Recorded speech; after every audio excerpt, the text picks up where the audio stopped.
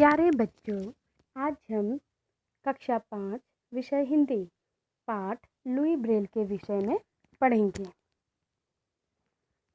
शारीरिक विकलांगता किसी के जीवन की बाधा नहीं बन सकती, इसीलिए इन्हें दिव्यांग कहा जाता है। ऐसे व्यक्ति परिश्रम और लगन से किसी भी चुनौती का सामना कर सकते हैं। वह दूसरों के लिए प्रेरणा तो बनता ही है, समाज के अन्य दिव्यांगों के लिए भी एक नई राह बना देता है। आओ ऐसे ही एक व्यक्ति के बारे में आज हम पढ़ेंगे। फ्रांस के पेरिस शहर से 25 मील दूर कुप्रे गांव के एक साधारण परिवार में लुई ब्रेल का जन्म हुआ। अर्थात जो हमारी आज की कहानी है वो लुई ब्रेल के विषय में है। लुई के पिता साइमन ब्रेल एक छोटी सी कार्यशाला चलाते थे, जिसमें घोड़ों की लगाम तथा जीन आदि बनते थे। जो कार्यशाला अर्थात ऐसी जगह जहां हम क्या करते हैं, काम करते हैं। उस कार्यशाला में लुई के पिता साइमन ब्रेल घोड़े की लगाम और जीन बनाने का कार्य करते थे, अर्थात वो चमड़े का काम करते थे। वह अपनी कारीगरी के लिए पूरे फ्रांस में प्रसिद्ध थे। लुई अपने 4 भाई बहनों में सबसे छोटा और सबका प्यारा था। अक्सर ऐसा होता है ना, जो सबसे छोटे भाई बहन होते हैं वो सबसे प्यारे होते हैं घर में। वो माँ बाप के भी प्यारे होते हैं और भाई बहनों में भी प्यारे होते हैं। 3 वर्ष का अबोध, अर्थात जो लुई था वो उस समय कितने वर्ष का था? 3 वर्ष का। अबोध का अर्थ होता है ना समझ, जिसको कोई समझ ना हो।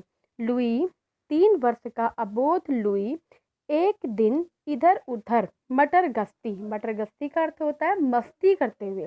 अक्सर आपने देखा होगा छोटे बच्चे मस्ती करते हैं, कहीं भी चले जाते हैं। तो ऐसे ही वो अबोध ना समझ बालक इधर उधर मस्ती करता हुआ घूम रहा था। घर के सभी लोग काम में व्यस्त अर्थात बिजी थे। लुई घूमता घूमता पिता की कार्यशाला में चला गया। कार्यशाला में चमड़ा काटने और उसमें छेद करने वाले कई औजार रखे थे। नन्हे लुई ने चमड़े में छेद करने वाला एक औजार उठा लिया और उससे चमड़े पर कुछ बनाने लगा। औजार उससे संभल न पाया और उसकी आंख में लग गई। बच्चे की चीख सुनकर उसकी माँ दौड़ती हुई आई। अचानक जब उसकी आंख में चोट लगी तो वह रोने लगा, चिल्लाने लगा और उसकी आवाज़ सुनकर उसकी माँ दौड़ती हुई आई। आंख में घाव हो गया था। माँ ने आंख को धोकर दवा डालकर पट्टी बांध दी। अक्सर करके हम घर में क्या करते हैं बच्चों, अगर हमें कहीं चोट लगती है तो हम घर में ही उसको फर्स्ट एड करते हैं। थोड़ा सा उसको रिलीफ करने के लिए उसको फर्स्ट एड देते हैं, प्राथमिक चिकित्सा देते हैं। ठीक है, तो ऐसे ही लुई की माँ ने भी क्या करा, उसकी आंख का जो घाव था उसको पानी से धोया और उसमें पट्टी बांध दी। किंतु लुई की आंख में इन्फेक्शन हो गया। पहले उन्होंने उसे डॉक्टर को नहीं दिखाया। हमें हमेशा अगर कभी चोट लगे या हमें कहीं घाव हो तो हमें फर्स्ट एड या प्राथमिक चिकित्सा के बाद हमेशा डॉक्टर के पास जाना चाहिए और डॉक्टर की सलाह लेनी चाहिए।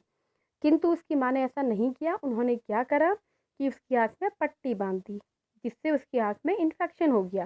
क्या पता वह पट्टी साफ भी थी या नहीं थी, जिसकी वजह से उसकी आंख में इन्फेक्शन हो गया और वो इन्फेक्शन धीरे धीरे दूसरी आंख में भी फैल गया।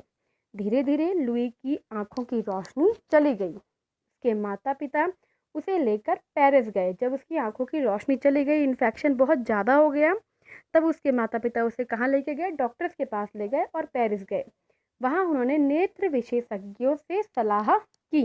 विशेषज्ञ होते हैं किसी काम का अच्छा जानकार, जिसको किसी भी काम की अच्छी जानकारी हो, उन्हें विशेषज्ञ कहते हैं। तो नेत्र विशेषज्ञों से सलाह की, पर काफ़ी देर हो चुकी थी, अर्थात उसकी आंखों की रोशनी चली गई थी। वे निराश लौट आए, मतलब अब लुई की आंखों की रोशनी कभी भी वापस नहीं आ सकती थी। नन्हा लुई इस दुर्घटना के बाद गंभीर हो गया। उसकी चंचलता समाप्त हो गई। लुई के माता पिता उसके भविष्य को लेकर चिंतित हो उठे।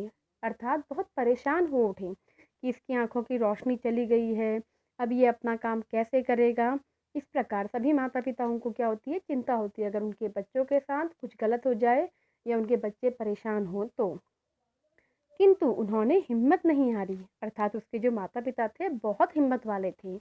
वे नहीं चाहते थे कि लुई अपने कामों के लिए दूसरों पर आश्रित रहे, आश्रित अर्थात दूसरों पर निर्भर रहे, डिपेंड रहे। वो चाहते थे कि आँखों की रोशनी चले जाने के बाद भी जो हमारा पुत्र है लुई, वो अपने सभी काम स्वयं करे, सारे काम अपने आप करे और किसी दूसरे पर निर्भर ना रहे। वे सदैव उसे अपना काम स्वयं करने के लिए प्रोत्साहित करते थे। प्रोत्साहित अर्थात उत्साह या जोश दिलाना, मतलब किसी को मोटिवेट करना काम करने के लिए। पिता ने उसे चमड़ा पॉलिश करना सिखाया। लुई माँ के कामों में उनकी मदद करता था, अर्थात उसके माता पिता दोनों उसे अपना काम स्वयं करने के लिए प्रोत्साहित भी करते थे और उसे काम सिखाते भी थे। 6-7 वर्ष की आयु में वह छड़ी की सहायता से गांव में घूमने लगा। देखो, एक छोटा बालक जिसकी आंखों की रोशनी चली गई है 3 साल की उम्र में, वो उसके माता पिता देखो कितने हिम्मत वाले हैं जिन्होंने उसे प्रोत्साहित किया और दूसरे पे निर्भर ना रहने के लिए प्रोत्साहित किया और उसको अपना काम स्वयं करने के लिए कहा। और देखो 6-7 वर्ष की आयु में वह बालक पूरे गांव में बिना किसी की सहायता के केवल मात्र एक छड़ी की सहारे से घूम लेता था। तभी कूपरे के चर्च में एक नए पादरी जैक्विन पेलुई आए। पादरी अर्थात जो चर्च में फादर होते हैं उन्हें पादरी कहा जाता है। जैक्विन पेलुई उनका नाम था। उनकी नज़र लुई पर पड़ी और उन्होंने उसे अपना लिया। लुई के जीवन में प्रकाश आ गया। प्रकाश आ गया अर्थात उसे एक नई राह मिल गई। वह उसे लेकर किसी बड़े वृक्ष के नीचे बैठ जाते थे। कौन? वो फादर जो पादरी थे चर्च के। उसे बाइबल की कहानियाँ सुनाते थे, विज्ञान और इतिहास की कहानियाँ सुनाते थे। उन्होंने ही लुई को फूलों और पक्षियों की पहचान कराई, साथ ही संगीत भी सिखाया। लुई ने मन में ठान ली थी कि वह जीवन में कुछ करके दिखाएगा। कूपरे में एक ही स्कूल था। पादरी ने स्कूल के अध्यापक से बात करके उसे स्कूल में भर्ती करवा दिया। पहले पहल तो वह अन्य सामान बच्चों में सहमा सहमा रहता था, अर्थात जो लुई था उसकी तो आंखों की रोशनी नहीं थी, वो देख नहीं सकता था।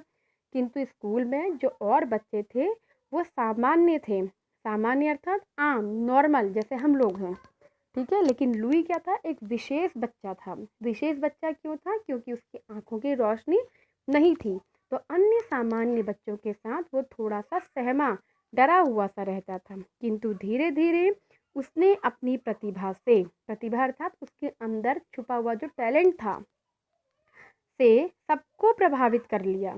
उसकी याददाश्त पहले ही तेज थी। याददाश्त अर्थात मेमोरी, उसका दिमाग बहुत तेज था, पहले ही तेज थी, अभ्यास से और अच्छी हो गई। आगे की पढ़ाई के लिए पादरी जैक्विन पेलुई ने पेरिस के अंध विद्यालय में लुई का दाखिला करवा दिया। वहाँ भी लुई ने अपनी असाधारण योग्यता और विनम्र व्यवहार से सभी को प्रभावित किया। लुई हाथ के काम में बहुत दक्ष था। दक्ष अर्थात हाथ के काम में बहुत दक्ष अर्थात कुशल था। पहले वर्ष ही लुई को सबसे अच्छी बुनाई और चप्पलें बनाने के लिए पुरस्कार मिला। कहाँ मिला? लुई ने कौन से विद्यालय में एडमिशन करवाया था? पेरिस के एक अंध विद्यालय में, अर्थात उस अंध विद्यालय में भी लुई ने अपना प्रदर्शन काफ़ी अच्छा किया। शाम को लुई वहाँ संगीत सीखता था। उसने अनेक वाद्य यंत्र, देखो एक अंधा बच्चा जिसकी आंखों की रोशनी नहीं है, वो वाद्य यंत्र अर्थात इंस्ट्रूमेंट जिससे हम म्यूज़िक बजाते हैं, जैसे हारमोनियम, तबला, गिटार भी बजाना सीख लिया था। किंतु सबसे अधिक आनंद उसे पियानो बजाने में आता था। लुई अपने नए स्कूल में खुश था, किंतु एक बात लुई को बहुत खटकती थी कि दृष्टि बाधित छात्रों को पढ़ने में बहुत मुश्किल होती है। दृष्टि बाधित अर्थात जिनके आँखों की रोशनी नहीं होती है, ऐसे व्यक्ति को दृष्टिबाधित कहा जाता है। ऐसे छात्रों के लिए पुस्तकें नहीं थीं, उसके लिए पढ़ पाने का केवल एक ही तरीका था। हर अक्षर को कागज पर उभार कर छापा जाता था, जिससे छूकर वे महसूस किया करते थे। लेकिन इस विधि से अक्षर सीखना और पढ़ना उनके लिए बड़ा कठिन था। अर्थात जो दृष्टिबाधित छात्र होते थे या दृष्टिबाधित व्यक्ति होते थे, उन्हें पढ़ने में कठिनाई होती थी।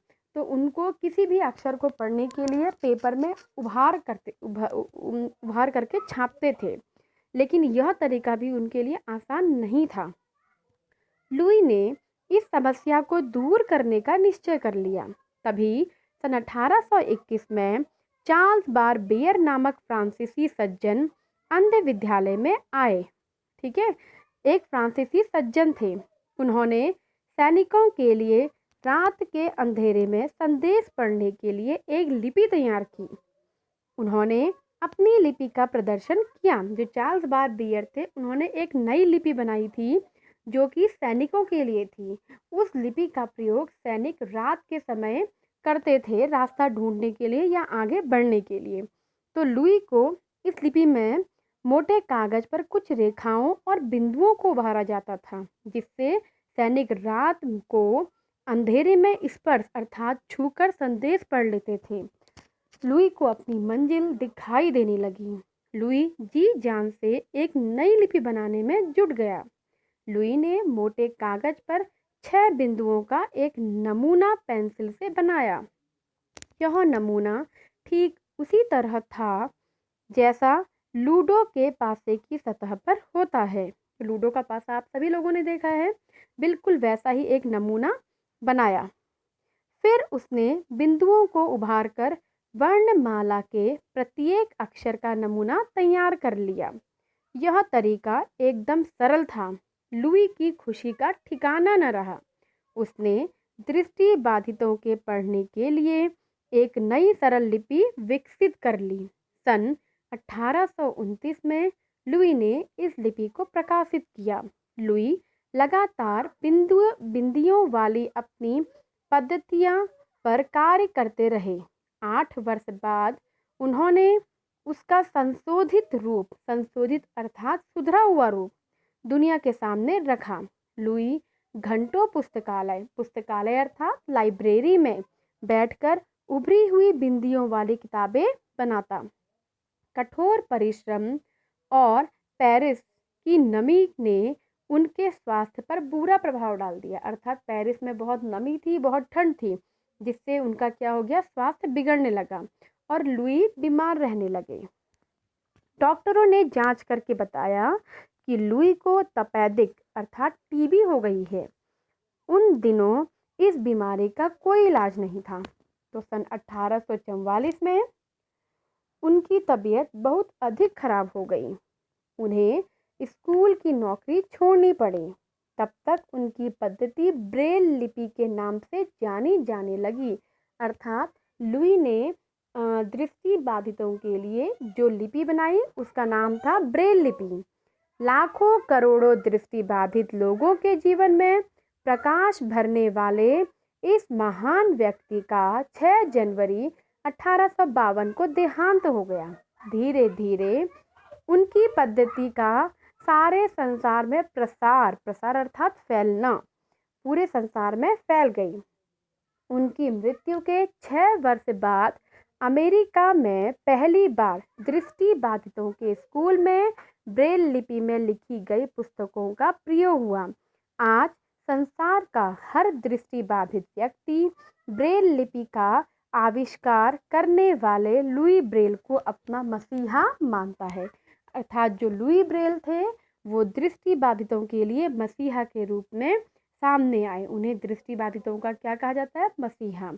क्यों? क्योंकि उन्होंने दृष्टिबाधितों के जीवन में प्रकाश लाए।